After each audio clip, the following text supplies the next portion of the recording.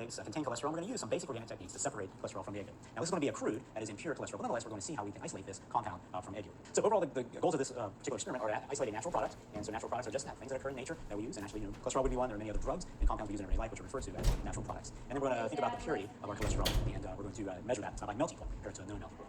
Now, we've heard bad things about egg yolk and cholesterol, right? So you cut out your egg yolk and cut out eggs because it contains high cholesterol. And that's true to an extent. Too much cholesterol can be bad. But cholesterol actually has some really important biological properties. All right? So number one, it's really important for cell fluidity. Right? So you need to have a certain amount of cholesterol in your cell membranes to permit those cells, cell walls, and plasma membrane to be fluid, to be able to interact, and to basically have high low temperatures and be able to survive in those. Right? So cholesterol actually plays a vital role in that. So very good in that. It's also the basis for some vitamins in terms of this nice structure. Again, noticing that cholesterol has this characteristic 4 fused rings. Right? And so again, this is the structure of cholesterol. But some vitamins have that same structure as well. So it's important for them, at least as a beginning for those particular vitamins. And then also cholesterol and things like it are really the basis for bile salts. Right? And bile salts are those things in your intestine that help you dissolve foods and other things and have good digestion. Right? So cholesterol and things that are related to it really are important. Too much cholesterol can be bad. However, we can't eliminate it completely. It's actually important. Right? So why eating eggs can actually be healthy in a sense. So here's our procedural overview. What we're going to do to isolate cholesterol from egg yolks. Number one, we're going to separate the cholesterol from yolk, the lipids, by saponification. Right? Saponification really is kind of like soap making. So we're going to take the yolk, we're going to grind it up, put in some base potassium carbonate and a little bit of sand to act as a macerating agent, a grinding agent to break that apart. And then the methanol with the carbonate will help us take some of those complex lipids that are surrounding cholesterol and break them down into simpler parts, sort of freeing up cholesterol so that we can isolate it. Then once we sort of have the molecules isolated, we're going to use dichloromethane to extract the cholesterol from the yolk. We're going to call it extracted yolk, extract the cholesterol from the yolk. And then we're going to separate the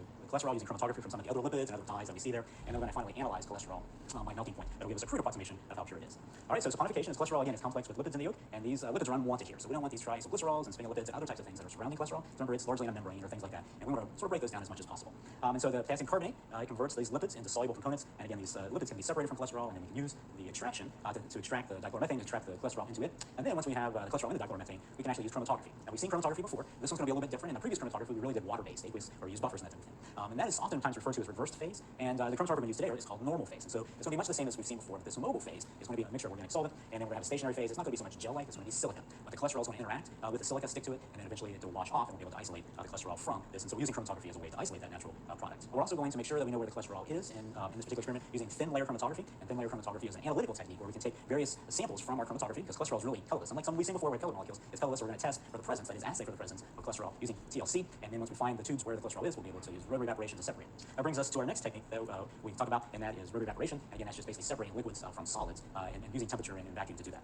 All right, so here are the steps that we need. And let's walk through this saponification. In this first part that we're going to work with, remember, we're going to mix the egg yolk with sand, potassium carbonate, and methanol. This sets up our conditions. We're going to break down the lipids into smaller parts. We're going to heat the mixture via reflux. We're going to show that. And then we're going to add cyclohexane to this heating, have an azeotrope so it can actually heat at a lower temperature, and then that will allow us to heat up the reaction and give it some heat so we can break up this saponification. And then we're going to use the rotovap to evaporate the methanol and the cyclohexane. That'll give us more of a solid that's left behind. We're going to add dichloromethane to the egg mixture, and this helps to solubilize the cholesterol. It'll leave a lot of the other things behind. It won't be soluble in dichloromethane. And by the way, this CH2Cl2 is the dichloromethane. We're going to add the dichloromethane to a column, and we're going to collect 10 milliliter fractions of the column, and then we're going to analyze them by thin layer chromatography, figure out which fractions actually have the cholesterol, and then we're going to use the rotary evaporator a second time, and it's going to remove the mobile phase, and we'll have left behind some of the cholesterol that's there. To get started, to isolate the cholesterol, again, we have a couple of things that we're going to use. One of them is we have a parboiled egg and we have egg yolk. Right, so we're going to put the egg yolk in this round bottom flask along with sand, which acts as a grinding agent, a macerating agent, the potassium carbonate, which is going to give us our base, and methanol, which will help it react. Right, so we're going to do that. So we have our 250 milliliter round bottom, and we also then have our egg yolk. So you get it in, so the egg is pretty soft, so it starts to put this up, and it'll start to fall in. Up to the round bottom, let's see it down. And again, we're going to isolate some of the cholesterol in there. It's estimated about 200 milligrams per egg yolk. There's lots of other things, won't get that much, but it's cool. Lots of piece right there. So we're going to put that in. Again, next goes some sand. As we start to grind this will actually help us to grind up the egg yolk. That's 5 grams of sand, 1 gram of the sodium carbonate, which is going to act as our base. Basically react with water to form a base, and actually it's really good for saponification, so we'll use.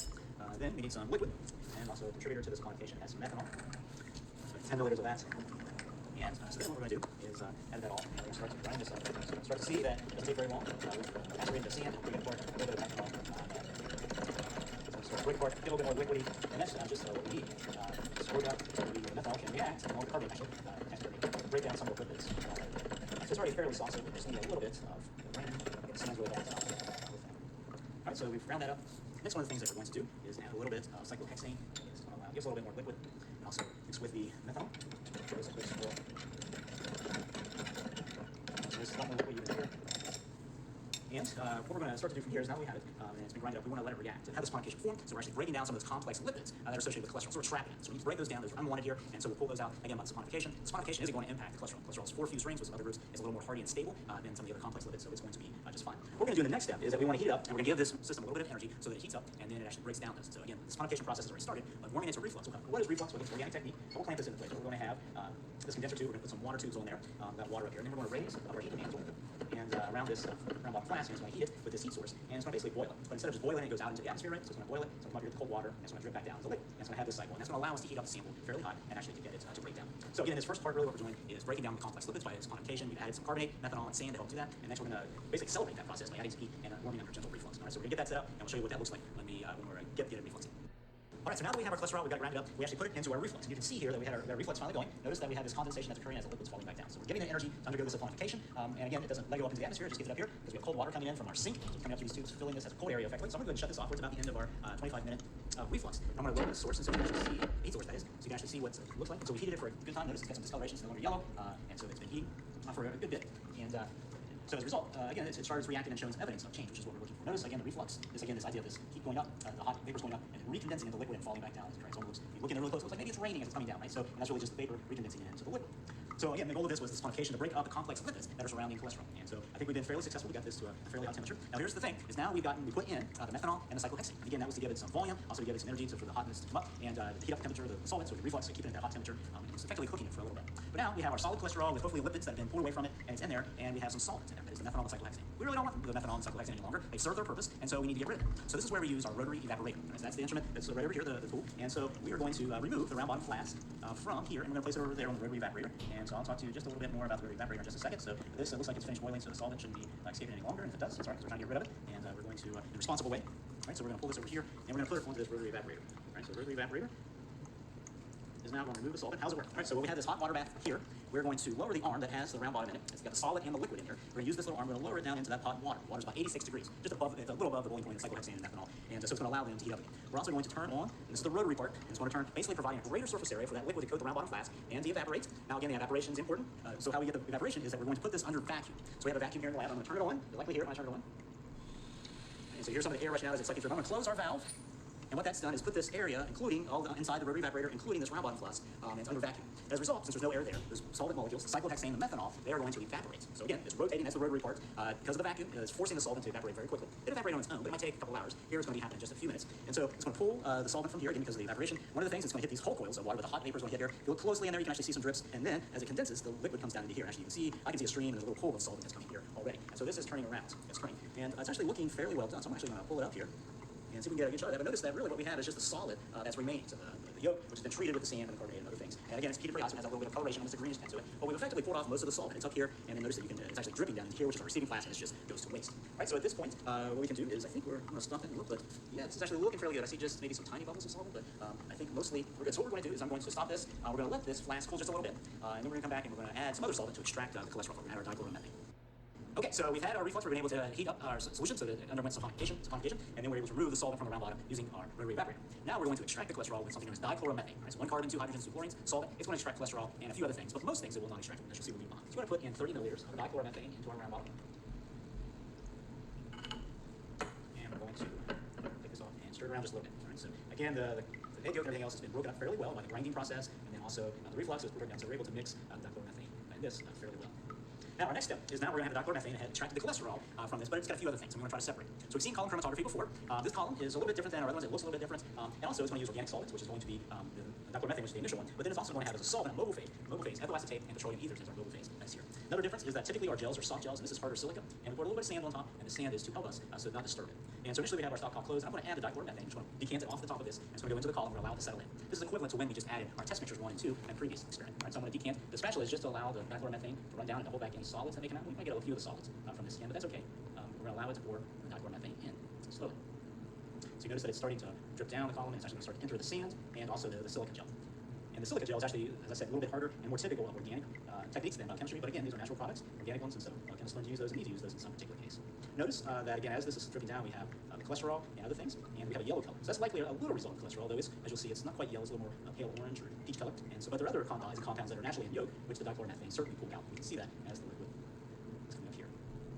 So I'm trying to make sure we do this gently, so that the dichloromethane, as much as we can, gets out of here, out of the flask. It's just a small trickle. But we also don't want the hard egg mixture because that really doesn't contain much cholesterol any longer. All right, so I'm going to pull that about good. And we're going to just put this, put the bottom back over here. And we're going to open our stopcock and let now this dichloromethane mixture, let it enter the column a little bit more fully. It has a little bit of head pressure, it's really above the sand. And then so we're going to add a little bit of pressure. Just to see it doesn't look like it's gone down a little bit. It's taking a little bit longer time than anticipated. actually not completely space, since we have to have a source of pressure here. And so again, just adding a little bit of air or using a bulb will help with this a little bit.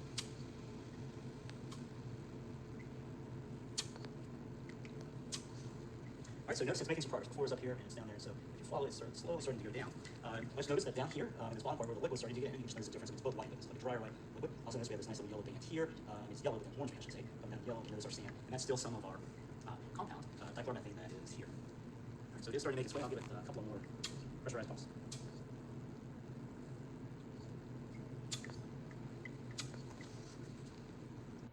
All right, so we just began the elution, and so we've been able to add a little bit of the mobile phase, the ethyl acetate petroleum ether to the top of this, and we're starting to collect our first fraction. We're going to collect 10 milliliter fractions, and as you might be able to see, it's starting to drip into the test tube here, so we're going at a mild pace. We can actually speed up, again, a little bit of pressure. You can see that helps to speed things up.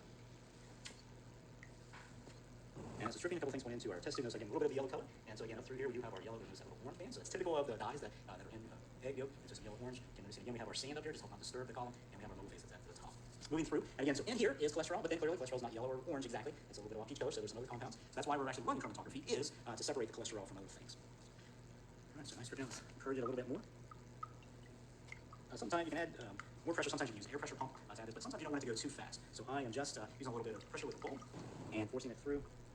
And also, because if it flows through too fast, then there won't give you the separation that you necessarily want. So there are ways you can do really high pressure or really high flow, given different systems. But for flash chromatography, which is what this is, we want to be able to collect fractions and make sure that we're separating cholesterol from other compounds. We're going to add a little bit more of our solvent. We're getting about 10 milliliters there in our first test tube.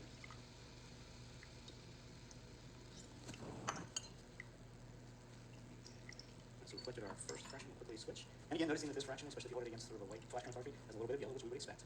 So that's our first one. And so in all, we're going to collect about 15 of these 10 milliliter fractions. And we're going to collect those, and then we're going to assay them in just a second to figure out which one has cholesterol. That's using our thin layer chromatography. So let's go ahead and do just a little bit more of this, and we'll pressurize it just a bit.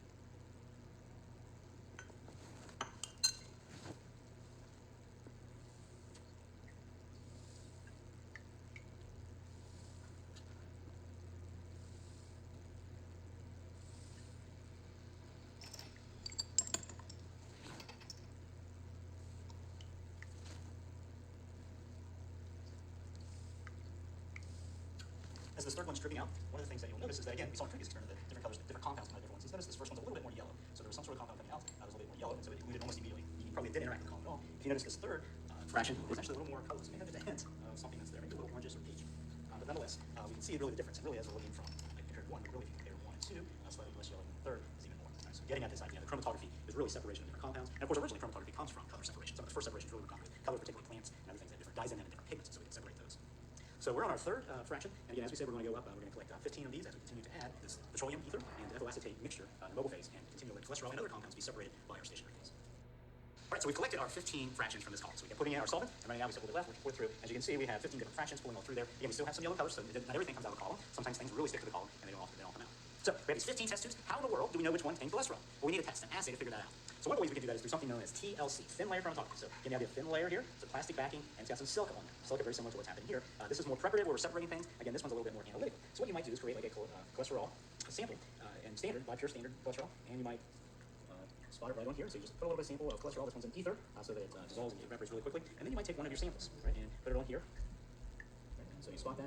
One of your samples, and you might do that with all of your samples to figure out maybe which one has the cholesterol. Well, once it all evaporates with thin layer chromatography, what you do is you have a beaker with some solvent in there, organic solvent that will separate cholesterol and a few other things. You put this in, and then what happens, you notice that this is the stationary phase, and organic solvent's the mobile phase, and it starts to move up. So I'll put a pencil line in there. Pencil line won't be dissolved by the solvent, and that's where I spotted the cholesterol in one of my samples. It's going to move up.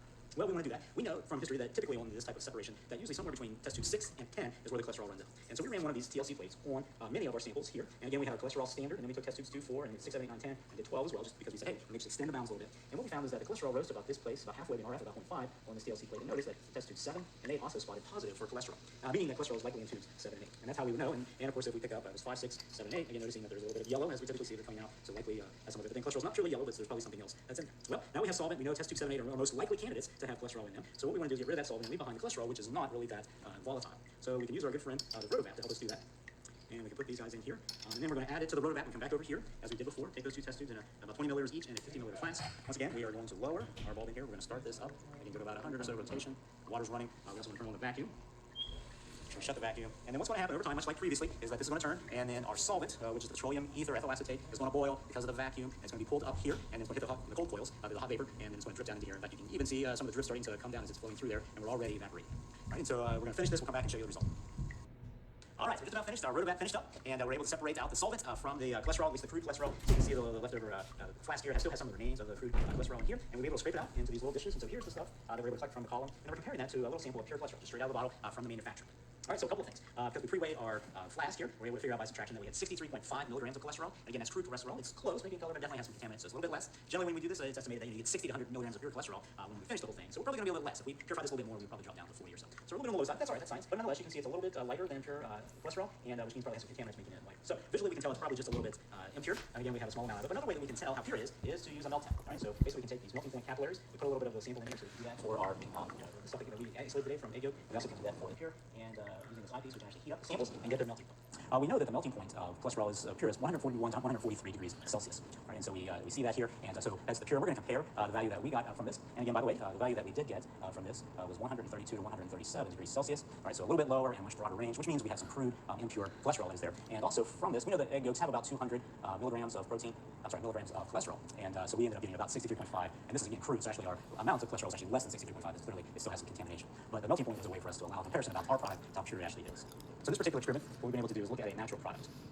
Right, so natural products are just that. They're actually made in nature, and so cholesterol is one of those. It actually has some important aspects in our body and biology. So that's number one. Number two, we've been able to use some basic organic techniques to isolate cholesterol, and we'll be able to analyze that cholesterol to see how pure it is. In our case, it was a crude cholesterol, and if we really wanted pure cholesterol, we could go on. But in this case, we've actually just been able to look at. So again, so we looked at natural products, we've looked at some organic techniques, how we can apply them about chemistry, and then we got crude cholesterol.